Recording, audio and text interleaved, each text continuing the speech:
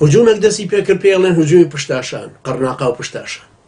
قەرناقا و پشتاشان دڵدەدراوی یەکێتی بوون یەکێتی ئەمانی دابوونێ حیزبی شوعی هاتبوو لەو ناوچانە بوون ئەحمەد بانی خێڵانی و کەسانێکی تر ئەو کورد بوو خەڵکانێکی تری لێ بوو عەرەب بوون ئافرەت هەبوو بەسراوی بوو لێوێ ڕای کردبوو هاتبوو لە کوردستانە جلی کوردی لە بەرابوو خەباتی کوردایەتیشیە کرد کوردیش فێر بوو بە جلی کوردی پیاوانەوە جەڵا تاڵەبانی وتارێکی بۆ پێشمەرگەکاندا دژی ئیمپریالیزم دژی سەرمایەداری دژی چەوسانەوەی گەلان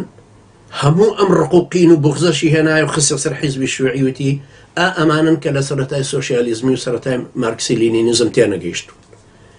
ئەمانم کە ئەیانەوێ یەکێتی بتوێنەوە بیفەوتێنن ئەوانش لە پشتاشان و قەرناقا بوون شەڕی تریان نەکردبوو حیزبی شوعی و داڵدەدراو بوون لەوێ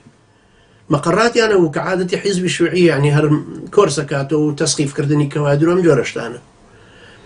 و بەکاریشان هەن شوێنەکان بەکارهێناوەکو داڵدەدانی ئەفرادانێکی تریان کە لە دەست حیزبی بەعس ڕایە کرد لە ژێرەوە ئیتیفاقاتێکی ژێرزەمینی کرا لە نێوانی جەڵا تاڵەبانی و سەدام حوسەین لە نێوانی مخابراتی یەکێتی و مخابراتی سەدام حوسەینە حکومەتی عێراقی لە ساڵی 1970 بۆ 1973 تەصفیە حیزبی شوعی بکرێ هەم ئیعدامات زۆری زیادی کرد هەموو ئەندامی حیزبی شوعی کە گیرا بوون ئیعدام کران یا حکمی زۆر درەژخاییان بەسەرادرا بۆی نێنەوە دەرەوە لە هەمان کاتە هجوومی یەکێتی دەسی پێکرد بۆ قەرناقا و پشتاشان 200 کادری حیزبی شوعی کوژران هەندێکیان بە بلۆک سەریان پانکردنەوە لە زمانیانە هەمووی ژن بوون ژن و مناڵەکانیشان کوشت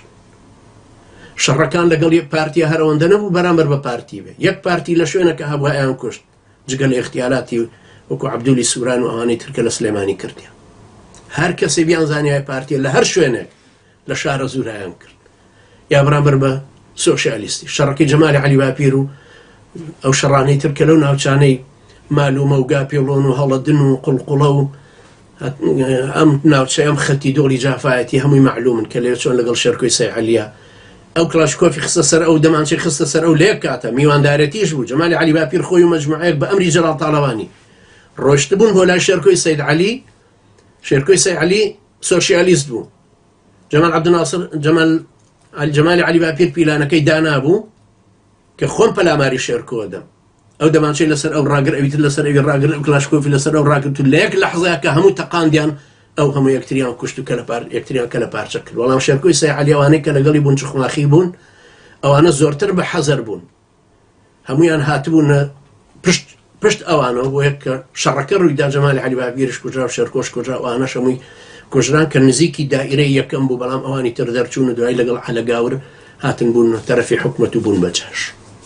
ئەوانش کە بوون بەجاش لە هەموو ئەو زۆنی سەوزەیە کە ئێستا زۆنی سەوزە